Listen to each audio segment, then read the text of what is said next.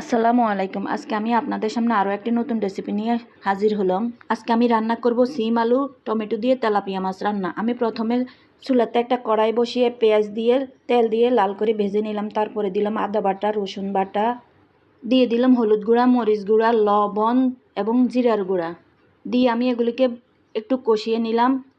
পানি দিয়ে দিলাম দেখেন। তারপর আগে থেকে কেটে রাখা সিম আলুগুলি দিয়ে আরও কিছুক্ষণ কষিয়ে নিব। দিয়ে দিলাম কিছু সিমের বিচি। এখন আমি এগুলিকে কিছুক্ষণ ঢাকনা দিয়ে রান্না করে নিব। আগে থেকে কেটে রাখা টমেটো দিয়ে দিলাম। টমেটো দিয়ে ঢাকনা দিয়ে আরও কিছুক্ষণ রান্না করে নিব। এখন আমি আগে থেকে লবণ হলুদ মাখিয়ে রাখা তেলাপিয়া মাছগুলি তেলে ভেজে নিব। এই রান্নাটা দেখতে যেমন সহজ, খেতেও অনেক সুস্বাদু। এই যে দেখেন তেলাপিয়া মাছগুলি ভাজা হয়ে গেছে। এখন আমি তরকারিতে পানি দিয়ে এগুলিকে আরও কিছুক্ষণ রান্না করে নিব। দিয়ে দিলাম মাছগুলি, দিয়ে উপরে ধনিয়া পাতা দিয়ে নামিয়ে নিব। রান্নাটা কেমন হলো বলেন তো?